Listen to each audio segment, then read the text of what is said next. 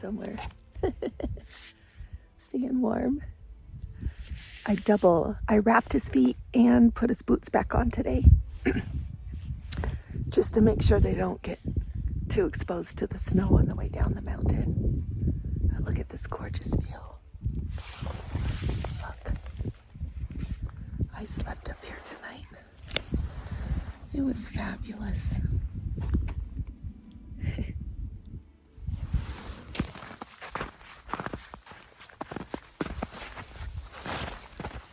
Roadblock. I don't know if you can even tell it's a roadblock.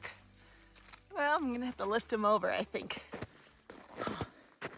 Let's go. You leave those booties alone, okay? Those are there for you.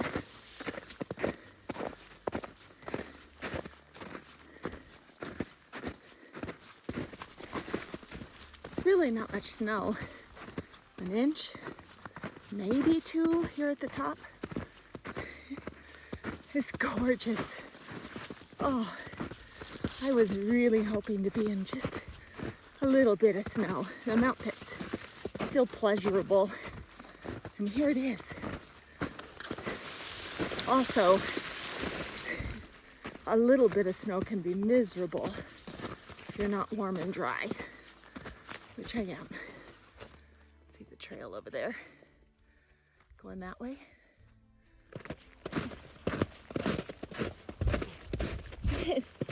I don't know how else to describe it. This morning was just glorious. The sun is directly on me and it's 46 degrees right now. Let's go, come on. Let's try to take his boot off. You need that right now, buddy. You gotta leave it on. I am a happy hiker. Look this way. Look at that view. There's no snow over there. I'm assuming that's south facing. Pretty.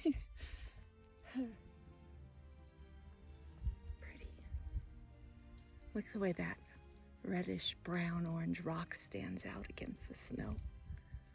Gorgeous. Come on. I assume it has iron in it, but I don't really know for sure. Let's go.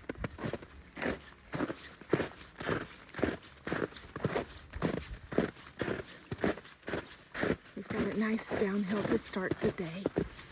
One average uphill. And then we'll be at our place to stay at Little Bear Hostel. Looking forward to it.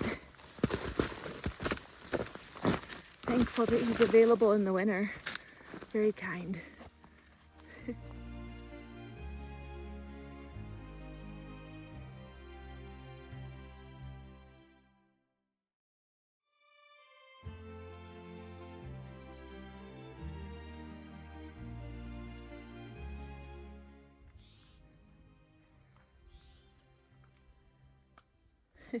Up trail. You eating the ice? You silly boy. Silly. Silly boy.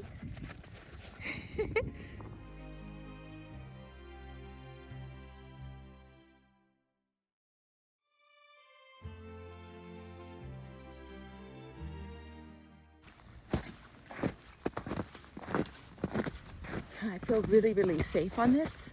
It's a nice wide single track. It's not a sideways traverse. It's flat on the trail part. So I feel really good about what we're doing here. But it is something to remember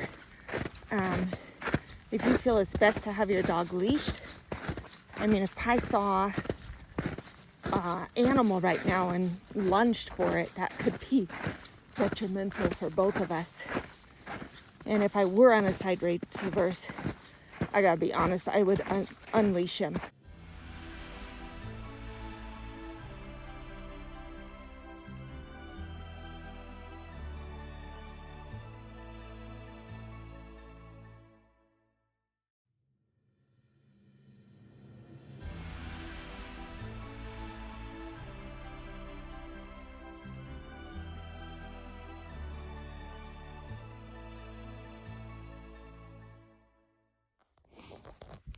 Have you thought about the sun and also snow blindness?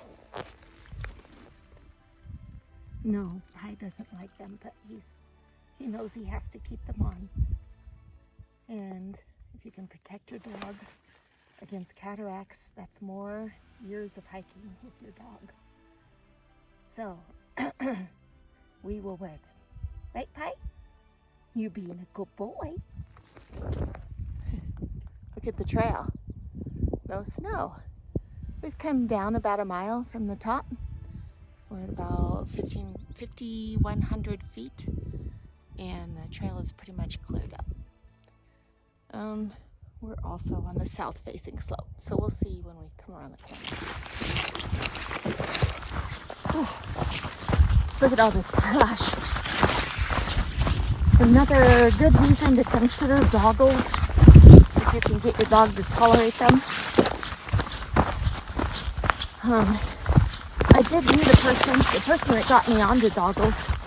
He had gotten them for his dog because his dog went in the bush and scratched his eye.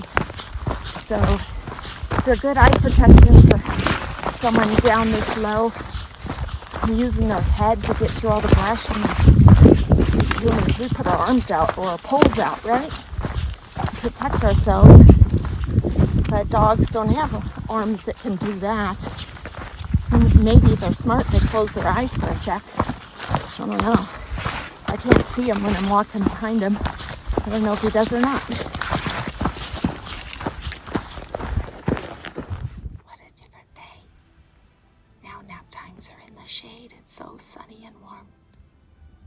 I mean, if I gave you the temperature, it's probably not actually that warm, but oh, it feels delicious. It feels like it's 60 degrees.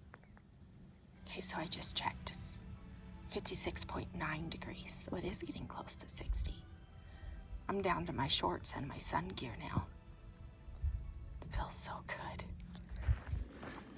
Well, we are fully back in the desert now. This way. Come on.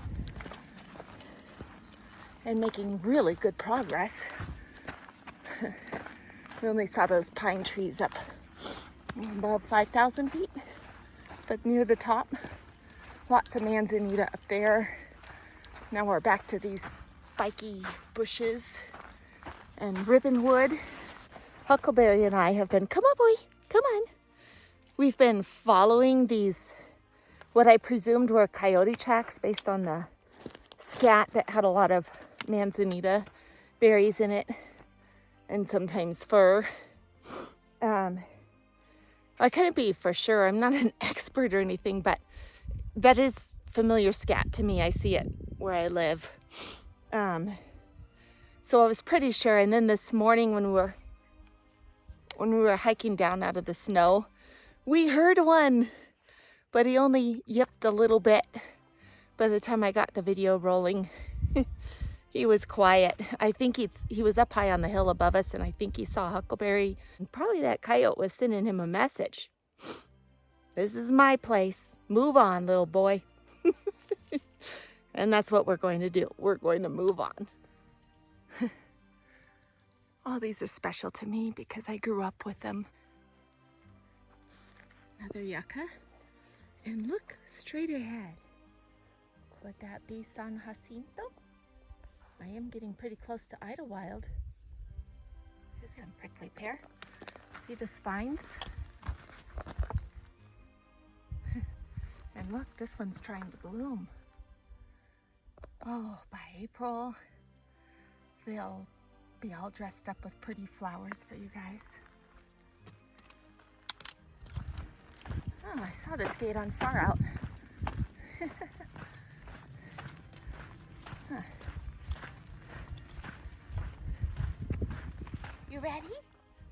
You look so cute in your doggles, even if you don't like them. You're gonna do your own thing, huh? Oh, okay. Yep, nice solid stream, not too yellow. I'm happy. That's another thing. How do you know if your dog is hydrating enough? That's one thing I watch for. Is he peeing? Or, you know, like sometimes when they go up a trail at the very beginning and they mark on everything and run out of pee.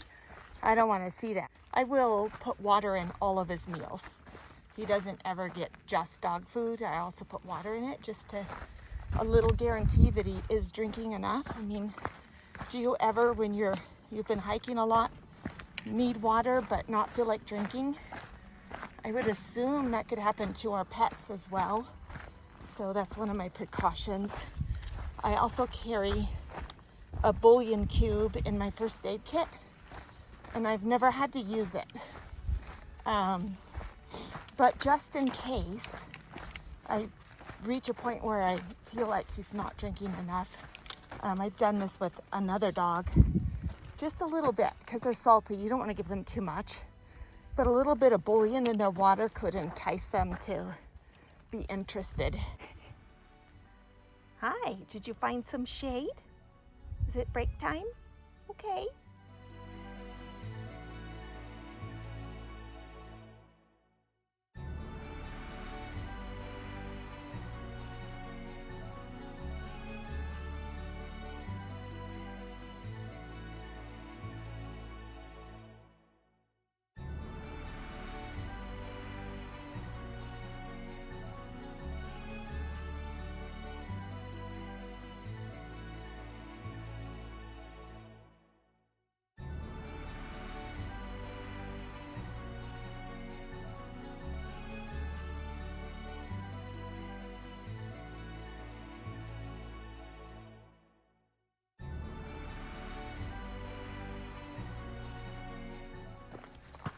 Look, lichen.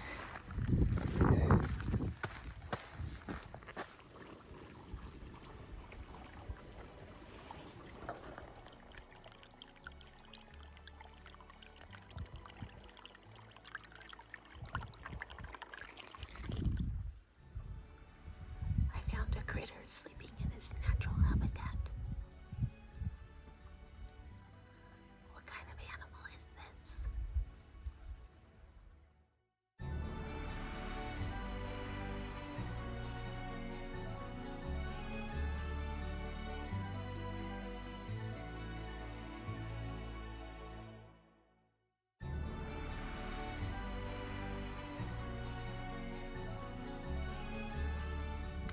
What'd you find, buddy?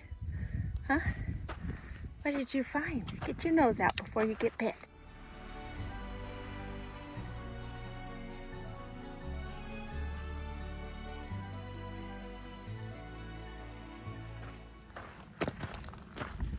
Look at that. It's a little barrel cactus family.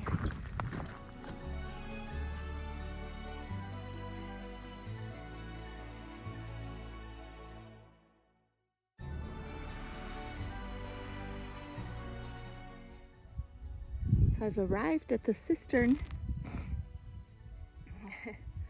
And I've seen videos of it being so empty, people are lowering a cup on a piece of paracord or rope or whatever. They have to put a rock in it so it will tip over and fill with water, but today it's full to the brim. Look at that.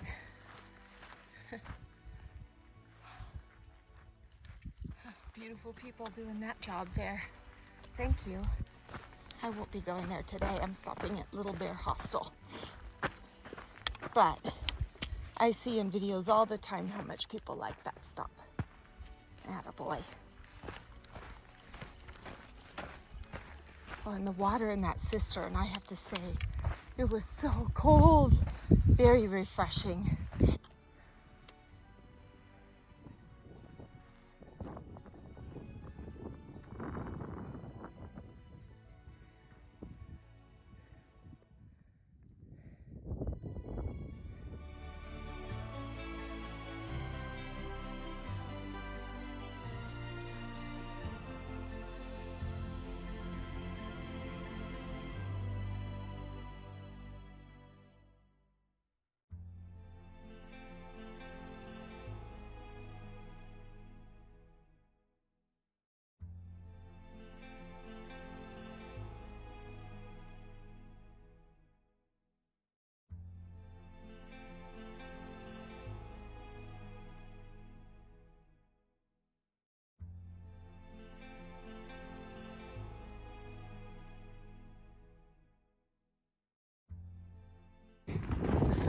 about the desert. When it's cool, it is just stunningly beautiful. And then when it gets hot, it's punitive and far more difficult to see the beauty.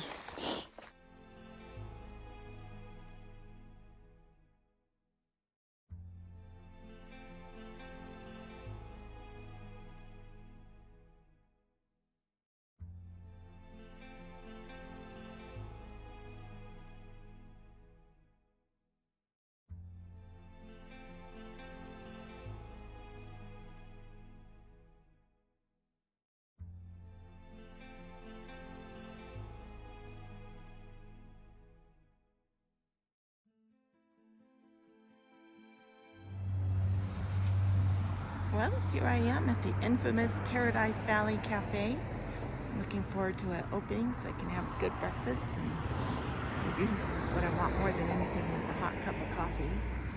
I hiked down off the trail last night, stayed at Little Bear Hostel, and this is a shout out to Little Bear, who was a fine hostess. Got to sleep inside where it was warm, which was a privilege because normally it's outside camping for that. But he let me have a space in the garage. There was coffee, there was a fridge full of all sorts of drinks. There was tea, there was a little restroom, there was a washer dryer, access to a shower if you need it. So we're gonna enjoy breakfast and then we'll go home, and probably we'll come back in April sometime on my next teacher break and do another little segment.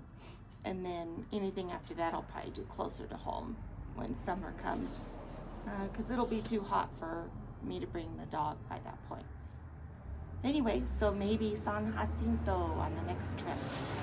Have a great day.